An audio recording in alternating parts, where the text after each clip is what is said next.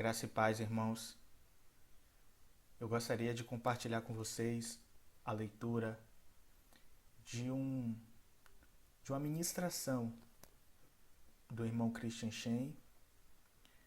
E essa ministração ela foi encontrada no site Águas Vivas, que são dos irmãos do Chile, em uma conferência onde o irmão Shen ministrou.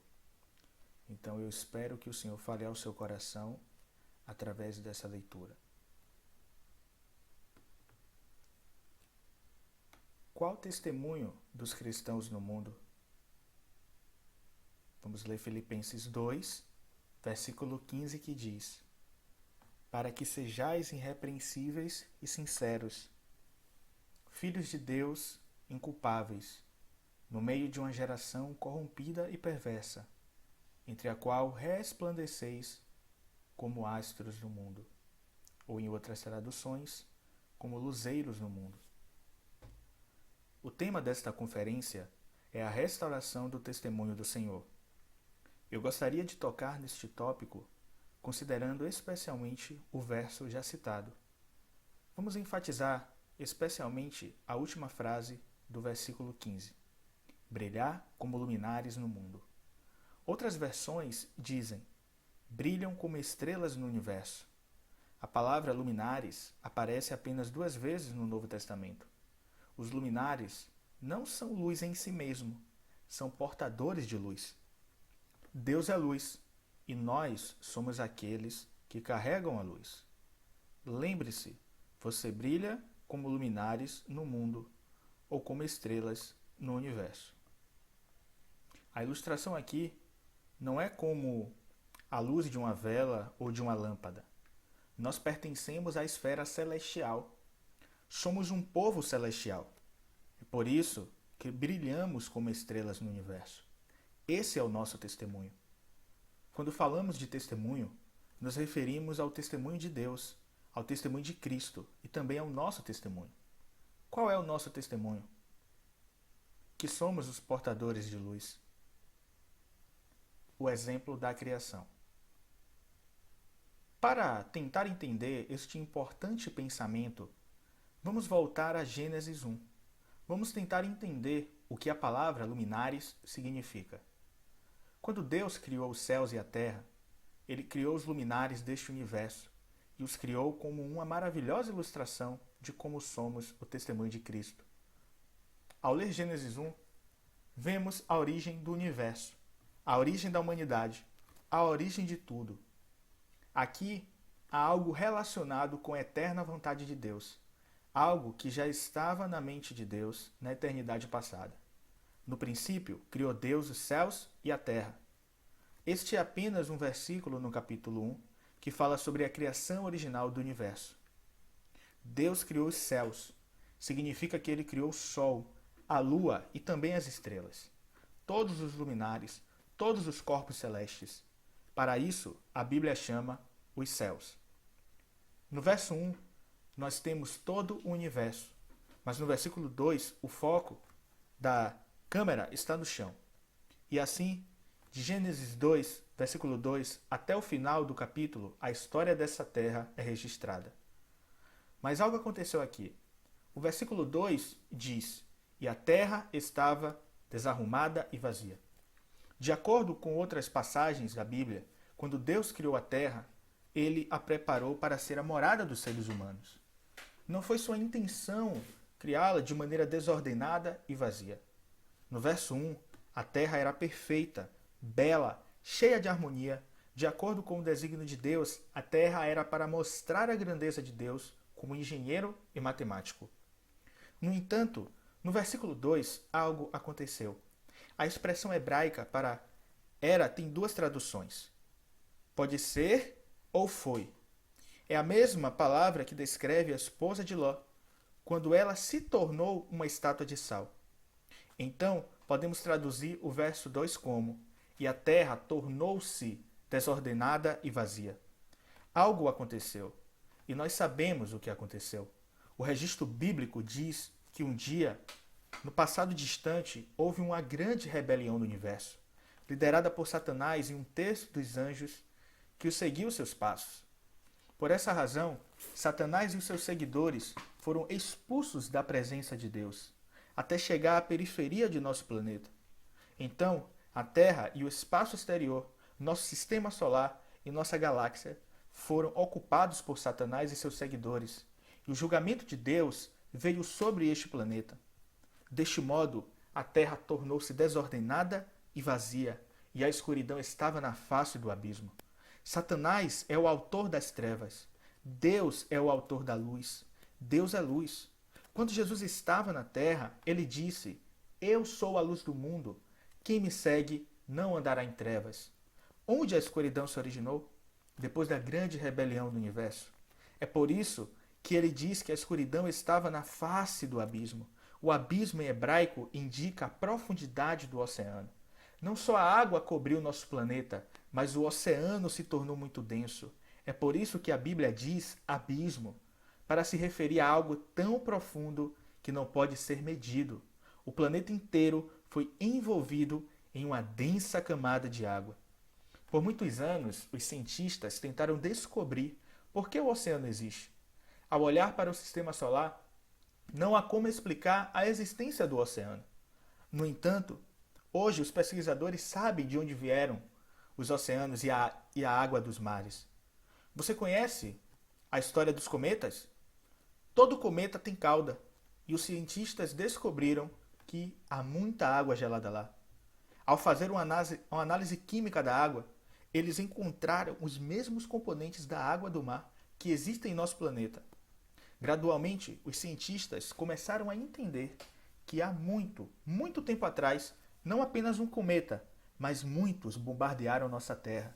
E assim, a quantidade de água do mar chegou à Terra. Essa seria a origem do nosso oceano. Esta é uma descoberta muito recente que nos ajuda a entender nosso planeta e a existência do oceano. Agora, de acordo com a palavra de Deus, sabemos que Satanás era Lúcifer, a estrela da manhã. E quando um terço dos anjos o seguiu, de acordo com o registro bíblico, um terço das estrelas caiu sobre a terra. É claro que os anjos são espíritos, mas houve uma manifestação no mundo físico. O que foi visto foi a estrela da manhã e um terço das estrelas bombardeando a terra. Portanto, a Escritura diz que a escuridão estava na face do abismo. Então, ele diz que o Espírito de Deus moveu-se sobre a face das águas. A água era tão densa que, embora o Sol e a Lua tivessem sido criados, sua luz não poderia penetrar em nosso planeta. Foi a consequência do julgamento de Deus. Até que Deus disse: haja luz, e houve luz. E o que aconteceu? Quando Deus julgou a Terra, podemos imaginar que por causa do julgamento, nosso planeta tinha uma temperatura muito alta. Então Deus esperou que esfriasse. E quando a temperatura caiu, algumas moléculas de água começaram a evaporar. E a camada de água ficou mais fina e mais fina. Assim, quando Deus disse, haja luz, a luz do sol e da lua pôde penetrar na terra. No segundo dia, Deus separa as águas de cima das águas de baixo. Não só a camada de água ficou mais fina, como agora, o montante e a jusante. As águas acima eram invisíveis e aquelas abaixo eram visíveis. Então um espaço foi descoberto entre as duas águas. No segundo dia, foi muito mais fácil para a luz do sol e da lua brilhar neste planeta. No entanto, apenas no quarto dia foi tudo mais claro. E mais ainda, vemos as luminárias no firmamento, criada para sinais, para as estações, para dias e anos. Agora, não é apenas uma impressão, porque é essa clareza que eles podem servir como sinais para distinguir as estações e os dias e os anos. Através da sua criação, através da restauração do nosso planeta, Deus quer nos dar uma lição importante. Qual é o testemunho? Que Deus é luz. Há luz no dia e também na noite. Como isso acontece? Vamos continuar. E houve tarde e houve manhã. Não só temos a tarde, mas também temos a manhã. Por quê? Não só a noite, mas também a dia. No entanto, como chamamos o primeiro dia? A tarde e a manhã foram o primeiro dia. Depois seguiu a tarde e a manhã, o segundo dia. A tarde e a manhã, o terceiro dia. Ao estudar a história dos 6 dias, em cada um deles a Bíblia diz: e houve tarde e houve manhã um dia. E então nós começamos nossa vida. Nós nascemos à meia-noite. Você se lembra dessa história da Páscoa? Isso foi chamado a Noite de Jeová. Nele, o Cordeiro da Páscoa foi morto. E isso representa a morte de nosso Senhor Jesus Cristo na cruz. Quando ele morreu na cruz, ele disse: meu Deus, por que me desamparaste? Ele sempre estivera na presença do Pai, numa maravilhosa comunhão. Desde a eternidade passada, nunca houve uma nuvem escura entre o Pai e o Filho. Por amor a você e por minha causa, Jesus levou seus pecados e os meus sobre si mesmo. Levou os seus pecados e os meus pecados sobre si mesmo. E quando Deus colocou nossos pecados em seu Filho, quão escura era aquela cena. Quando o Pai viu os pecados do mundo inteiro sobre o seu Filho, ele desviou o olhar dele. Tudo por causa de você e de mim. Porque naquela hora nosso Senhor estava realizando sua obra de salvação. O custo deste trabalho, por causa do pecado da humanidade, foi que Deus desviou o olhar de seu Filho. Não é de surpreender que o Filho disse: meu Deus, por que me desamparaste? Por que me abandonaste? O momento em que Deus olhou para longe de seu Filho é chamado a noite escura de Jeová, porque Deus nunca se separou do Filho. Agora, por causa de nossos pecados, às vezes temos de nos despedir de nossos amigos, nossos pais, os nossos entes queridos. Mas mesmo por um segundo, mesmo na divindade, Deus Pai e Deus Filho foram separados. Essa foi a noite escura de Jeová. Agora, quando cremos em Jesus Cristo como nosso Salvador, quando aplicamos o sangue do Cordeiro no limiar da nossa porta, a ira de Deus tem vista e somos salvos. Todos nós nascemos à meia-noite.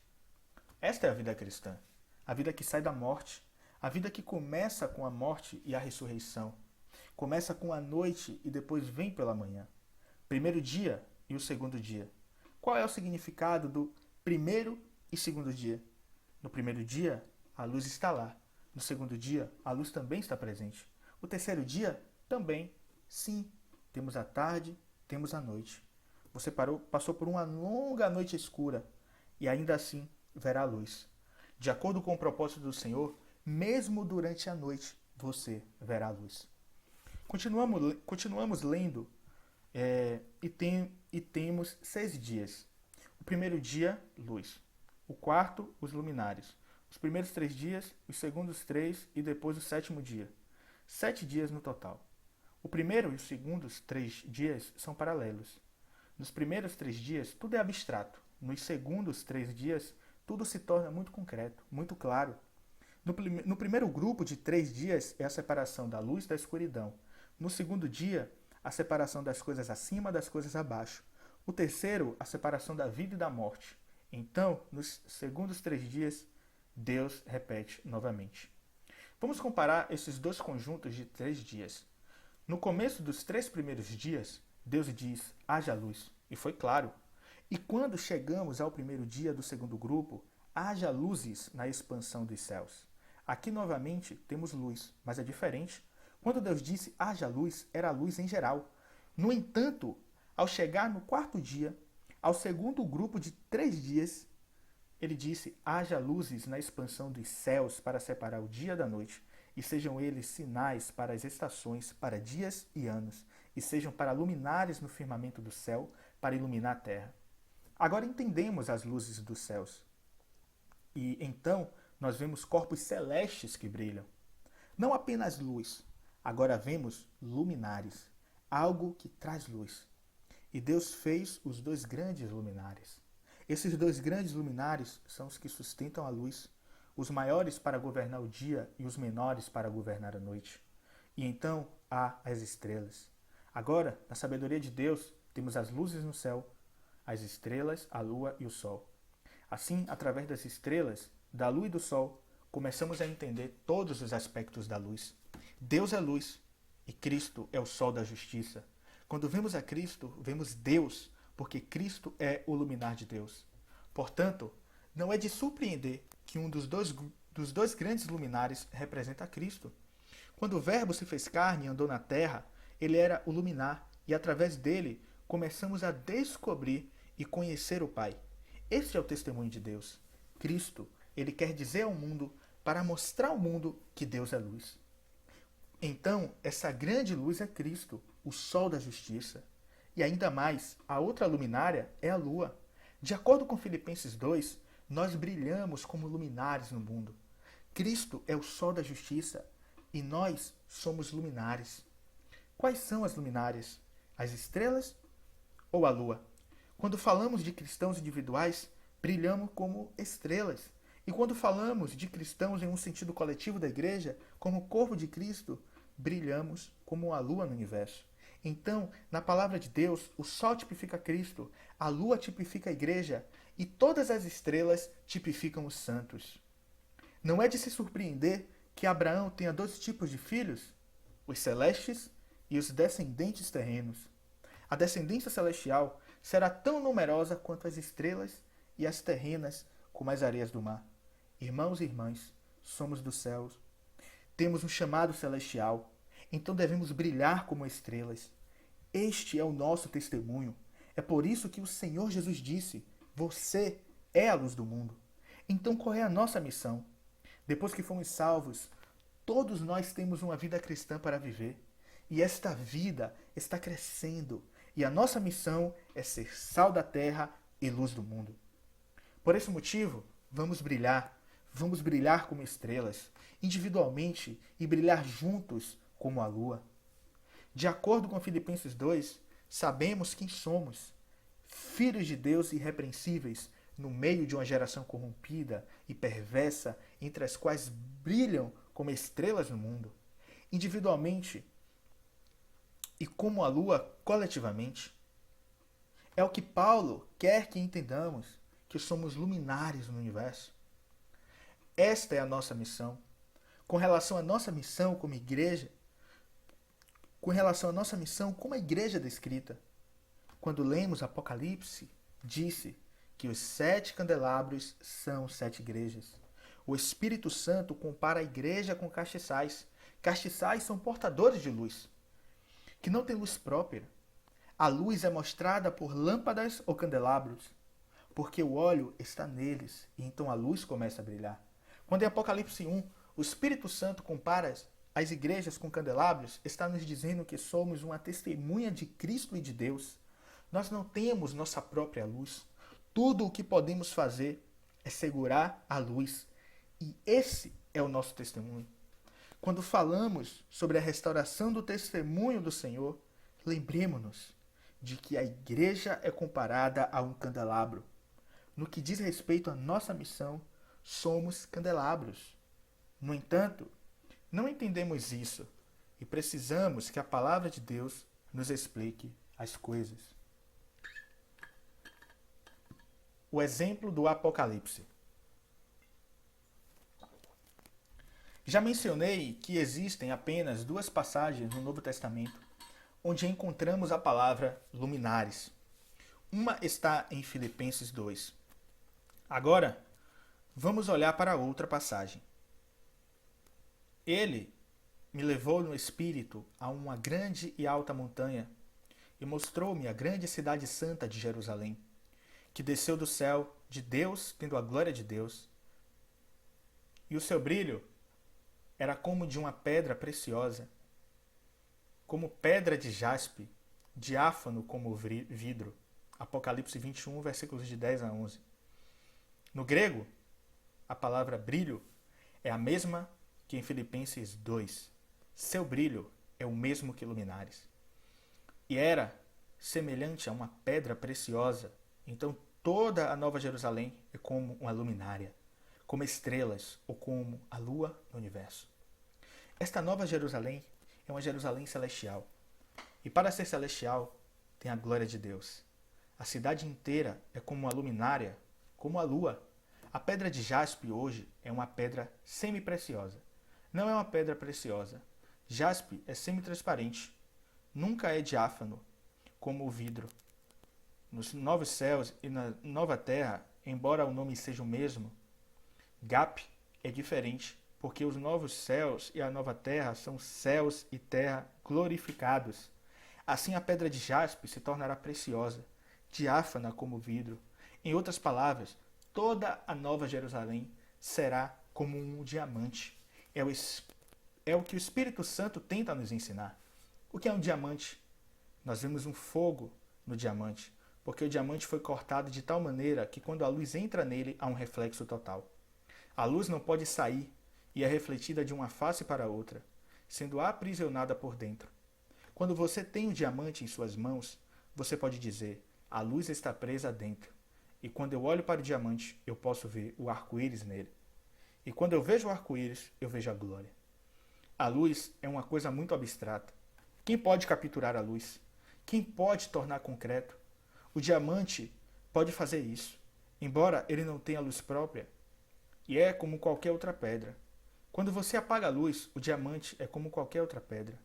Como podemos entender a luz? É quase impossível, porque a luz é invisível. Mas como pode ser visível? Como é possível ver a sua glória e beleza? Ao ver o diamante, descobre-se que é apenas um portador de luz, para mostrar a luz e contar às pessoas a história da luz. Esta é a Nova Jerusalém.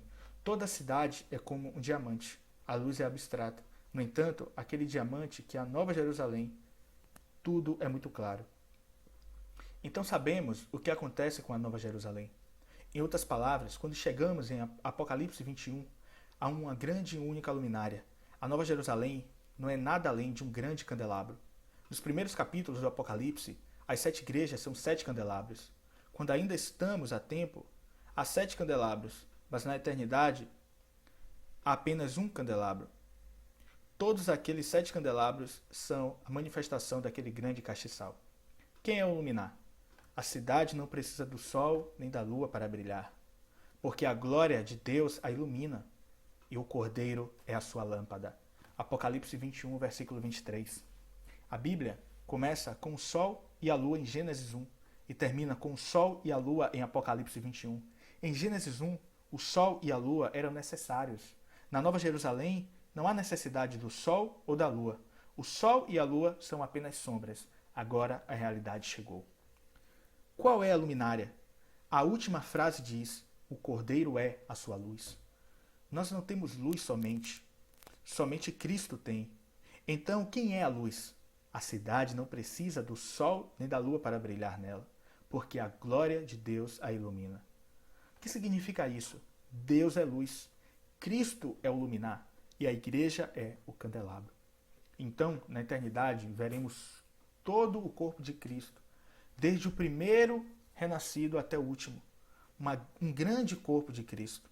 Um dia, quando o reino milenar chegar, quando olharmos para as câmaras celestiais, veremos muitas estrelas brilhando, muitos justos brilhando como o sol, transformados na imagem de Cristo.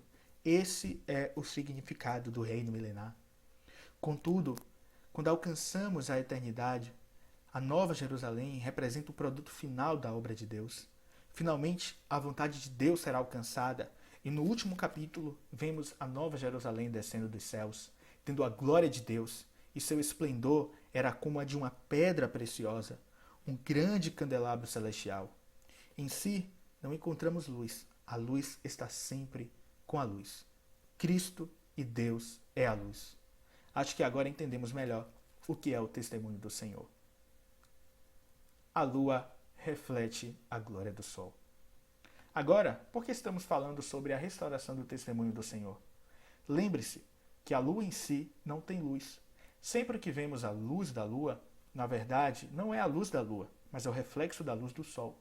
Quando a lua mostra seu rosto para o sol, observe a luz do sol. A lua não tem luz própria. A própria igreja não tem luz. Não importa o que você tente, o quanto você trabalha, o quanto você jejua, não importa o quanto você faz. Você nunca criará uma pequena luz, como a luz de uma vela. Essa é a natureza da lua. Na natureza do testemunho do Senhor, somos apenas a lua. No entanto, Quando olhamos para o sol com o rosto descoberto, quando observamos a luz, começamos a refletir essa luz. E quando refletimos essa luz, o mundo verá a luz do sol. À noite, quando o mundo inteiro está em trevas, a vontade de Deus é: haja luz. E isso é verdade, tanto no dia quanto na noite. O mundo não pode andar na escuridão. Agora, quem vai subir para brilhar? Nós não somos capazes de fazer nada, mas se absorvermos a luz do sol e a refletirmos, as pessoas começarão a ver a luz.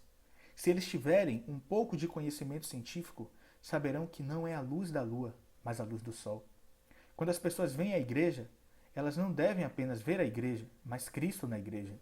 Como sabemos que somos bem-sucedidos no testemunho do Senhor? Podemos dizer: conhecemos 2.000 pessoas, somos uma mega igreja. Pode haver muitas pessoas, pode haver edifícios magníficos, e quando as pessoas olham para a lua, elas verão a lua. Mas onde está Cristo? Então, qual é o testemunho da lua? Deve ser este, não mais eu, mas o sol que dá a luz. Esse é o testemunho da igreja. Nós nunca nos levantamos para brilhar. Graças a Deus, somente Cristo se levanta e brilha. No entanto, ele já retornou ao seu Pai, ele subiu ao céu. Agora há uma longa noite escura. Irmãos, somente quando a igreja é fiel, mesmo à noite, o povo poderá descobrir o sol. Eles poderão ver Cristo na igreja. E essa é a única missão da igreja. Quando a igreja deixa de funcionar como tal, quando não funciona mais como um candelabro, você sabe o que o Senhor fará? Ele removerá este castiçal. Lembre-se de que é pela graça que podemos ficar de pé e brilhar. Para o mundo, não veja mais ninguém além de Cristo. Esta é a nossa razão de ser. Quando falamos sobre a restauração do testemunho do Senhor, estamos falando sobre a restauração da ordem da igreja. Ou estamos pensando sobre os reformadores. Você quer ser um reformador? Quando você olha ao seu redor, tudo está errado e você está certo? Isso é a restauração do testemunho do Senhor? Embora seja uma noite longa e escura, o mundo deveria ver a luz. Se permitirmos que a luz testemunhe sobre o sol, ela dirá: defendo o único propósito de que durante as horas de ausência do nosso amado Senhor, o mundo possa ver a luz do sol. Esse é o nosso testemunho. A fase da lua. Agora, como a lua brilha no nosso planeta, depende da posição da lua. Se ela está exatamente entre o Sol e a Terra, então a Terra não pode ver a luz da lua. Então, de alguma forma, o Senhor tem que fazer alguma coisa com a lua. Quando a posição muda gradualmente, as pessoas começam a ver a luz da lua crescente, que cresce pouco a pouco. E depois de 15 dias, a Terra está entre o Sol e a Lua, e isso não é mais um impedimento para a luz do Sol. Quando temos uma lua nova, é como se não houvesse lua, tudo é escuro. A lua está lá, a igreja está lá. Nos lembra da idade das trevas da igreja. Onde estava a igreja na Europa? Sabemos que havia uma igreja nesta terra, mas por que havia aquela era? A igreja estava lá, mas a lua nunca brilhou. Ela se colocou em tal posição, tão poderosa em si mesma, que se tornou um obstáculo à luz. Não é de surpreender que não houvesse luz. No entanto, no século XVI, quando Deus levantou Lutero, Zwinglio e Calvino, as pessoas começaram a ver a lua crescente. Agora eles tinham a Bíblia aberta e começaram a entender a justificação pela fé. Era como se o luar começasse a crescer. É isso que o Senhor está fazendo desde o século XVI até o século XXI. Nós vemos que a luz da lua está se tornando cada vez mais cheia. Claro, o desejo de Deus é a lua cheia. Na lua crescente, a luz solar é vista parcialmente. Todos os indivíduos devem ser a luz do mundo. Todas as igrejas devem ser o testemunho, devem ser testemunhas de Cristo. Ninguém pode dizer que ele tem um testemunho exclusivo de Cristo. Mas por onde está o problema? Que tipo de testemunho você tem? Se você é a lua nova, ninguém verá Cristo. Você é 100% cristão, a igreja é 100% de Cristo e todos são salvos. Mas onde está o testemunho? Graças a Deus por Martim Lutero, por João Calvino no século XVI. Através deles, o mundo começou a ver alguma luz. Nós chamamos essa restauração do testemunho do Senhor. Mas o verdadeiro testemunho do Senhor consiste na plenitude desse testemunho. Quando a lua está em crescente, é testemunho. No entanto, não é a plenitude do testemunho. Quando falamos da restauração, a lua crescente é parte da restauração, que vai de nenhum testemunho a qualquer testemunho, de nenhuma luz para qualquer luz. No entanto, não é disso que estamos falando.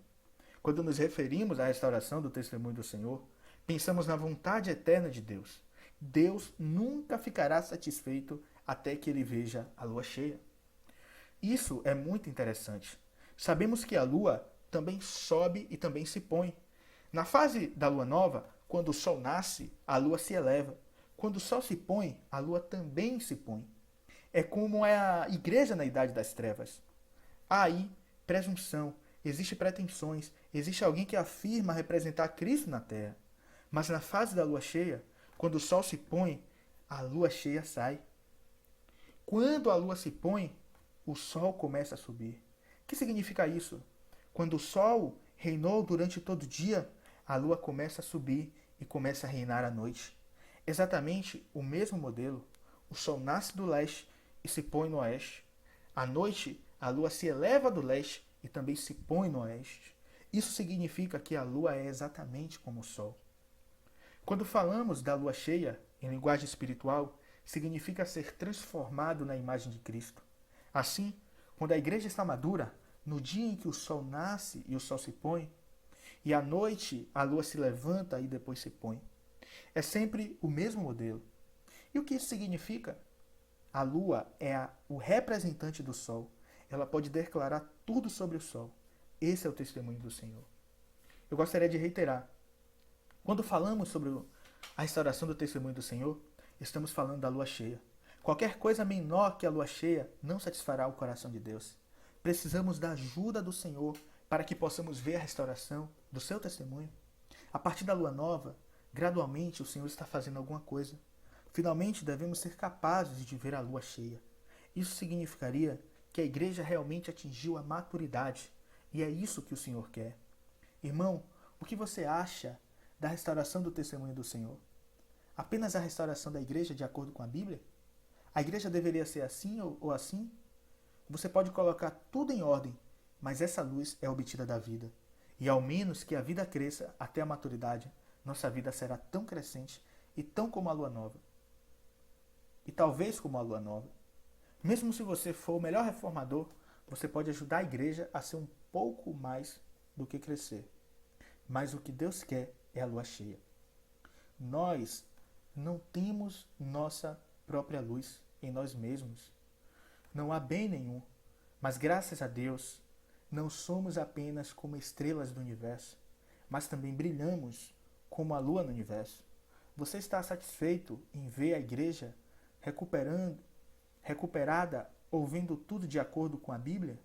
Deus só pode se satisfazer quando vê o sol na igreja, quando a igreja está sendo transformada na imagem de Cristo.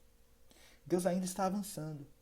Ele está trabalhando em nosso meio e quer alcançar o objetivo, porque somente a lua cheia satisfará o coração dele. Somente a lua cheia significa que estamos sendo transformados na imagem de Cristo. Podemos nos satisfazer apenas quando Deus está satisfeito.